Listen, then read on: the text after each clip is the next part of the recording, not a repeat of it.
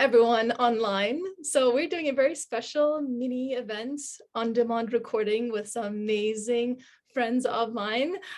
So this is actually a continuation of last year's discussion at CyberToronto 2021. We're doing continuation of the Women in Security panel. And as promised back then, we're actually going to discuss two very specific topics we're passionate about. One is entrepreneurship, and the other is imposter syndrome. So I'm going to jump straight in. And actually, we should do a little bit of a mini intro just to reacquaint our wonderful audience with all of you. So maybe I'll pass over the first introduction to Heather, and then Eman, and then Suzanna, just to reacquaint our friends with these friends. Sure, Victoria, thank you. I'm very excited to have this conversation because I know that these are two topics we ran out of time to really get into on our last discussion. So I'm Heather Ricciuto, Cloud Security Program Manager at IBM Security and WESIS Ontario Affiliate Vice President. Hi, everybody. This is Eman. I'm an assistant professor and I still work in cybersecurity professional and academia. I'm really looking forward to the mini discussion because I think combined we will be able to provide some diversity and perspective from our experiences, and I'm hopeful everybody will find it useful. And hello, everyone. My name is Suzanna Alsayed. I'm the founder of HILT International Security and Evolutes. And I'm excited to see you ladies again in 2022. And I can't wait to discuss this. Amazing. Thank you so much. And in case anyone doesn't know me, I'm founder of CyberToronto and I'm moderating today's session. So first question out the gate goes to Suzanna and then to Eman. So what is the most rewarding thing that you've experienced as an entrepreneur? So I really like this question because there's many things that come in mind, despite how challenging and unpredictable the journey is. So one of them is the confirmation and proof for me and of the theory that you are able to achieve what you put your mind to. So since I began this entrepreneurial journey, I have learned a lot about energy, manifestation, and self-care, which is something that I haven't really explored until I dove in. In my opinion, without those elements, we will not be able to surpass some of the blindsiding moments of entrepreneurship. And let me tell you, they come on a daily basis. So on the other hand, just quickly, I really enjoy mentorship. And so entrepreneurship gave me a leeway to mentorship. Having my own brand and company allows others to see that there is value and purpose in what I do, and they can also create that for themselves. So being able to mentor like younger and like individuals and students, but also seasoned professionals is like, I think my favorite part of entrepreneurship right now. That's awesome. Thanks so much for sharing. Eman, you're up. Same question. What is the most rewarding part? For me, it's always the adventure. So I know, like I've learned early on from a friend of mine that it's not about the destination, it's about the journey. So I think entrepreneurship re-emphasizes that message, like things might not go as you expect, but as long as the journey was worth it, the learning is worth it, then you can pivot, you can shift, you can adapt, you can be flexible. So that has been the most rewarding part for me. That's awesome. Thank you so much. And related question to both of you again is, what is the most challenging thing about entrepreneurship? So I would staying motivated, but that is when the discipline comes in and takes over. And I've been posting a lot about that lately. So to push yourself when you are uninspired and when you do not want to work, discipline should always be there to, like, I don't want to do it, but I have to do it because you have responsibilities, you have clients, you have deliverables. So the biggest challenge is to block out the noise and keep pushing against the odds and challenges. Go ahead, Eman. Yeah. Yeah, and in the same spirit, it's blocking out the doubts, the self-doubt as well. So there are good days and there are bad days, and often we need to maintain like a hero wall for each of us, and just keep reminding ourselves, this, you were able to do this, you were able to do this, you were able to do this, you'll be able to do this as well. I agree completely. Go ahead, Heather. Yeah. So Victoria, as you know, I mean, I'm not an entrepreneur. I've worked in the corporate world my entire career, but it's interesting listening to both Suzanna and Iman, because I hear some, I heard some things in both of their responses that really are applicable in the corporate world, right? So I heard Suzanna talk about motivation. And in order to be successful in the corporate world, you really do have to be self-motivated. There's nobody telling you what to do every minute of the day, and or even on a daily basis at all. And so you really have to continuously push yourself.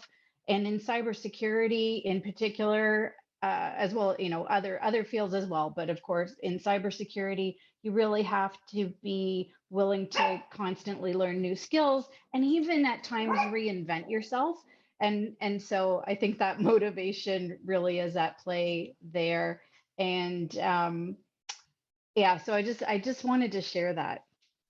I agree completely with that. And almost treating one's career in the corporate world as a project, or as a, as looking at your career as a small business that you're building. Like, no one's really there to lift you up unless you lift yourself up. And having that drive, that motivation, that, battling self-doubt, which we'll go into in a moment, imposter syndrome, it's all very relatable. And absolutely, and I see you put in the chat, being your own hero. Exactly. I love that so much. So speaking of imposter syndrome, let's jump right into our first question on that. So this question goes to Heather first, and then I'll pass it over to Eman and Suzanna to chime in. So could you please give us an example, actually, of when imposter syndrome affected you, and how did you respond to this instance? What helped? What didn't help?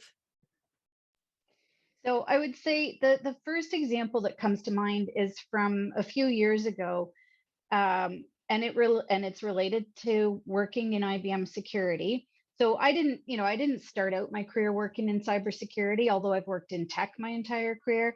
I really spent the first 20 years of my career in working in supply chain related roles as a project manager, ultimately. But I eventually found my way into our security business unit, and I have spent the past several years evangelizing for the need for more cybersecurity skills in the world. And I remember the very first time I did a keynote talk at a conference. I think it was in about 2016 or 17. And I remember at first I asked one of our executives to do it. She happened to be my manager at the time. And she looked at me and said, "Well, Heather, why don't you do it? You're the expert on this topic."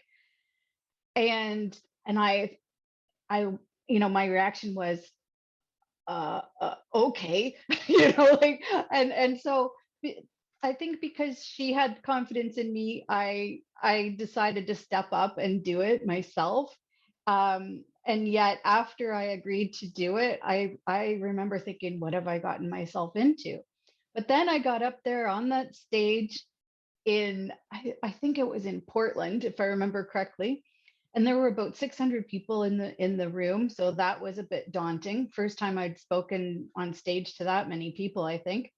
And I remember afterwards, so many people coming up to me after my talk, wanting to connect with me, give me their business cards, etc.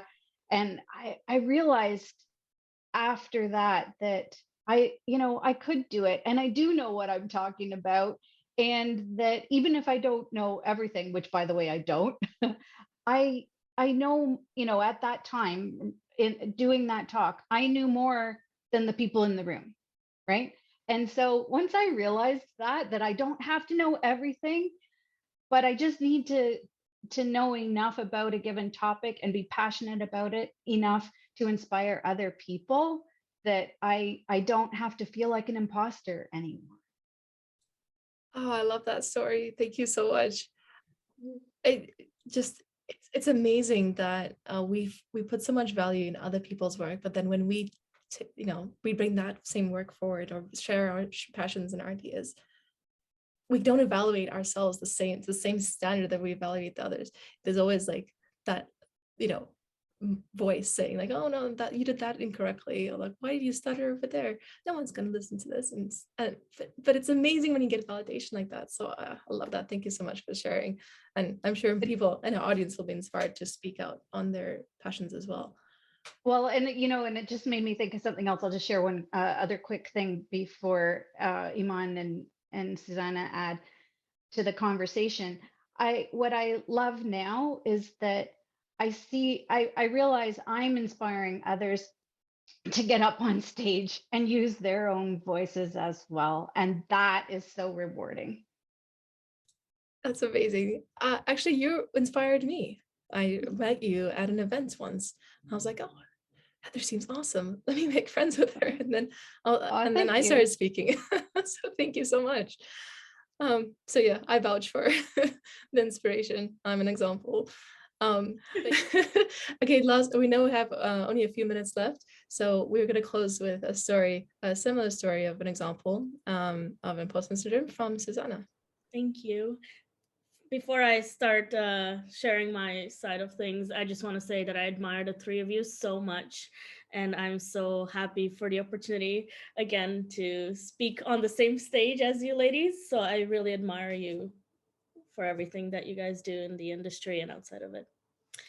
And to answer the question, likewise. Victoria, I feel like this is a trick question. When did it not affect me? Would be the right question. I have always been and continue to be transparent about my entrepreneurial journey online. I post about my wins, failures, challenges, rejections, because that is the reality of it. And that would apply to entrepreneurship, but also in the corporate world. Since I'm both, I'm an entrepreneur, but I'm also working in the corporate world, so I can attest to both. But imposter syndrome never leaves me. So when I have a win, I question why they chose me and why I deserve it. When I get rejected, I question everything where I have failed, fallen short, why didn't they want to work with me?